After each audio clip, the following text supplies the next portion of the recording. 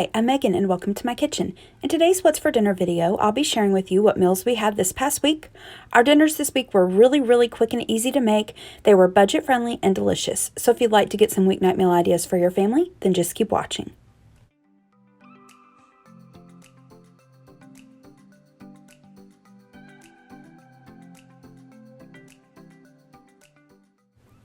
For dinner this first night, I just threw something together. I realized last minute that the only meat that I had thawed was this shredded chicken. I had made this previously and placed this in my refrigerator to thaw, and that was the only meat that I had thawed. So I decided to throw some chicken salad together. This is how I like to make it. I will include a link in the description box below. This is supposed to be a copycat chicken salad chick recipe.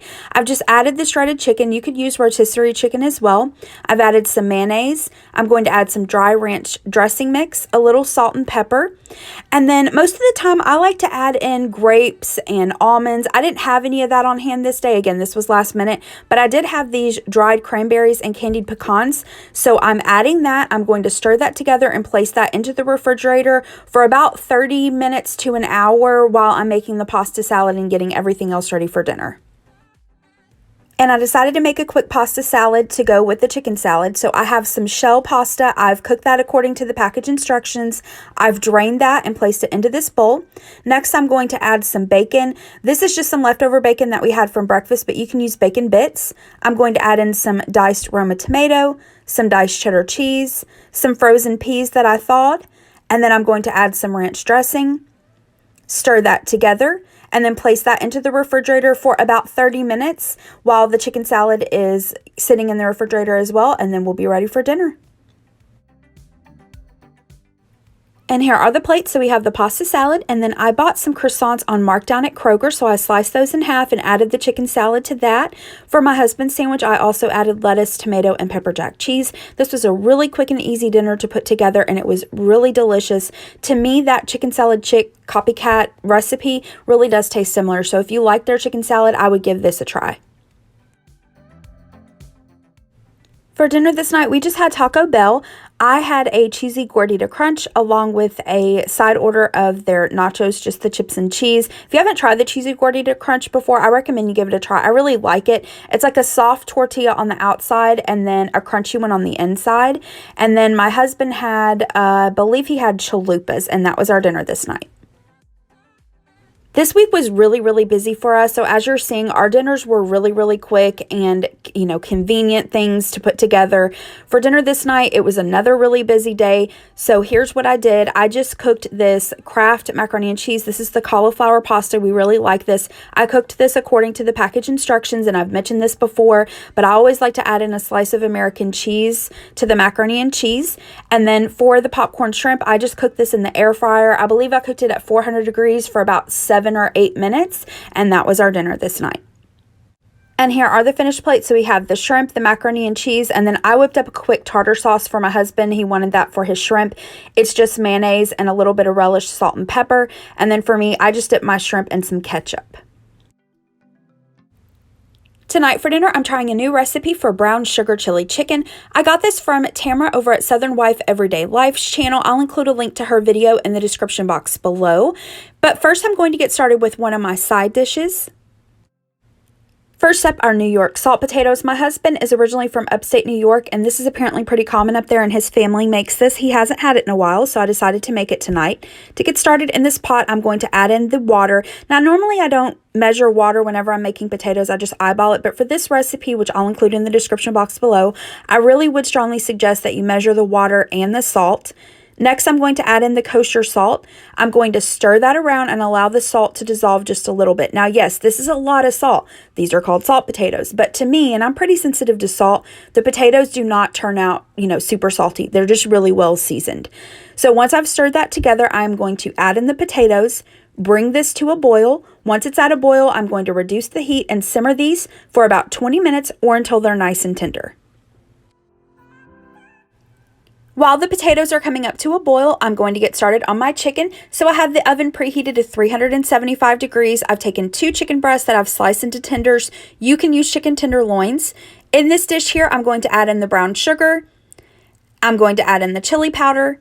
I'm going to stir that together really well and then set that aside for a moment. Next, I'm going to take a cookie sheet and line that with foil. Make sure you don't skip that step and you line it with foil. That brown sugar can cause an ugly mess, so line it with foil, and then I've added some wire racks. I'm going to take this bacon. This is our favorite bacon. We get this from Aldi. It's the center cut. I would recommend you use a thinner bacon for this. I definitely wouldn't use a thick bacon. Your chicken is going to be way overcooked before your bacon gets nice and crispy, but you're just going to take a piece of bacon. I'm wrapping it around each piece of chicken, and then I'm going to dip that into the brown sugar and chili mixture and make sure that it's really well covered. And then I'm going to add that to the wire rack, and I'm just going to continue until all of my chicken is covered. Then I'm going to bake this for about 20 to 25 minutes. You just want to cook it until the chicken is at least 165 degrees internal temperature and the bacon is nice and crispy to your liking. And here are the finished salt potatoes. If your pot looks like mine does, don't get freaked out. It's just the salt. It's nothing to worry about. Then we have the cooked chicken. To go along with this, I made some zucchini. I've shared this before on my channel. All I do is just cut up the zucchini, toss it with some olive oil, salt, pepper, garlic powder, and then I air fried this at 400 degrees for about 8 to 10 minutes or until it was nice and tender. And then for the salt potatoes, some people dip the potatoes in melted butter. Some people toss it. I've melted some butter. I'm going to toss it with the potatoes, and then I'm going to add a little bit of parsley flakes just for color, but you don't have to do that. And then here are the finished plates. So we have the potatoes, the chicken, and the zucchini. This was so good. The zucchini had a lot of flavor. The potatoes, like I said, they weren't super salty. Now, you definitely don't need to add any extra salt to the potatoes. There's plenty in there, but they weren't super salty. And that chicken, Tamara, thank you so much for sharing that. That was really good. I really enjoyed it, and my husband just raved about it. So I recommend you give these recipes a try, and that was dinner this night. Tonight for dinner, I made a quick Greek chicken and orzo salad. This orzo salad is from Jeff Morrow from the Food Network. I'll include a link to his recipe in the description box below. I have cooked some orzo pasta according to the package instructions. I've drained that and set that aside. In this bowl, I'm going to add in this Hidden Valley Greek ranch dressing. That's what his recipe calls for, and that's what I've always used, but I'm sure you could just use regular ranch dressing. Next, I'm going to add in my lemon zest and lemon juice. And I like lemon, but I'm not like a super huge lemon fan, so I cut the amount of lemon juice. I just juiced half the lemon. I would suggest doing that and then tasting it, and if you want to add more lemon juice, add more. I'm going to stir that together and then add in my drained orzo. The recipe says that at this point you would mix this together and then add the remaining ingredients in pretty layers on top. If I were taking this to a cookout or something like that, I would do that. But because it's just us here and we're just having this for dinner, I'm just going to mix everything together. So I have a cucumber that I have peeled. I've washed it, of course, then peeled it, seeded it, and cut it into small pieces. And then I have some Roma tomatoes that I have seeded and diced up. I'm going to stir that in, and then I'm going to add in my feta cheese. I'm going to taste this, and I felt like it needed a little bit of salt and pepper, so I'm going to add that and stir that in. And a couple quick notes, the recipe does call for raw red onion. We don't care for raw onion in a lot of things, so I'm going to omit that. The recipe also calls for olives. I do not like olives. Now, my husband absolutely loves olives, so whenever I make this, I omit the olives, but then when I go to serve him his portion, I will mix some in. And then lastly, the recipe also calls for fresh mint, but I've never added in the fresh mint, but if you'd like to, you can. I'm just going to place this into the refrigerator and allow this to chill before serving. Next up, I'm going to make the crispy chickpeas to go on the salad. So to do that, I'm going to add some oil to this skillet. It's over about medium heat. I'm going to allow the oil to heat up. Then I'm going to take this can of chickpeas that I have rinsed and drained, add that to the oil.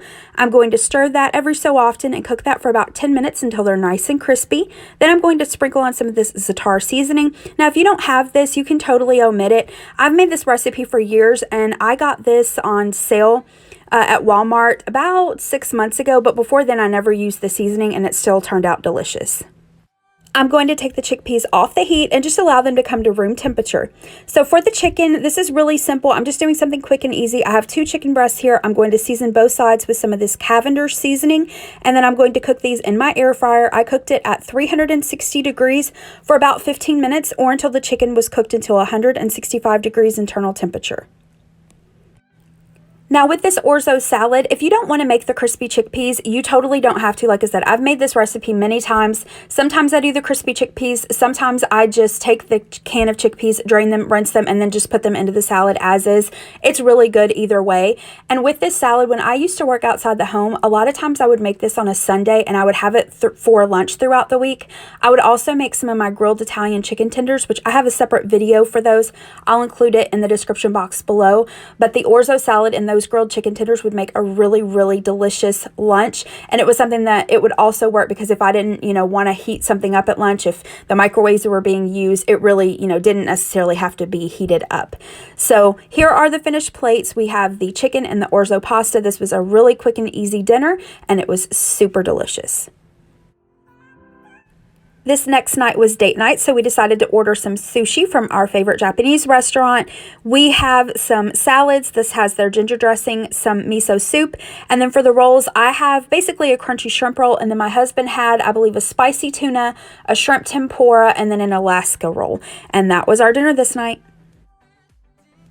For the last dinner in this week's video, I made some hot Italian sandwiches. I'll link the recipe in the description box below, but you really don't need a solid recipe for this. You can just use how many ever ingredients you need to feed how many ever people you have. So to get started, I have my oven preheated to 350 degrees. I'm going to take some softened butter, add in some Italian seasoning, and stir that together. Next, I'm going to take my rolls. You can use hoagie rolls or Italian rolls, whatever rolls you'd like. Here, I just have these steak rolls. I got these from Walmart. These are the Lewis brand. I'm going to slather that butter on both sides of the buns. Then I'm going to add some cheese. You can use mozzarella. I have some provolone, but really you could use whatever cheese you'd like. I'm just going to add the cheese, and we like our sandwiches kind of cheesy, so I'm going to add a slice of cheese to both sides. You can really add whatever deli meat you'd like. Here, I'm going to add some salami, turkey, and ham. And again, just use how much or how little of the meat that you like. Next, I'm going to place the top of the roll on the rest of the sandwich and place this into the oven for about 10 minutes. You just want to cook these until the cheese is melted and the bread is nice and toasted. And here are the sandwiches out of the oven. Now, when it comes to sandwiches, my husband and I are kind of polar opposites. I like things very simple. So for my sandwich, I add a little bit of mayonnaise, some iceberg lettuce, and sliced tomato, and that was it. For my husband, he basically likes everything on his sandwich. So I added some mayonnaise, some Dijon mustard, some lettuce, tomato, banana peppers, pickles, black olives, and then we have some of this like submarine dressing. It's basically just oil and vinegar and some spices, and I added that. That was his sandwich. And so here is his sandwich along with some orzo pasta salad. This was left over from the night before, and I just wanted to use it up. And this was another quick and easy dinner, but really delicious. And that's it. Thank you so much for watching. If you liked this video, please hit the thumbs up button below and subscribe to my channel. Have a great rest of the day. Bye-bye.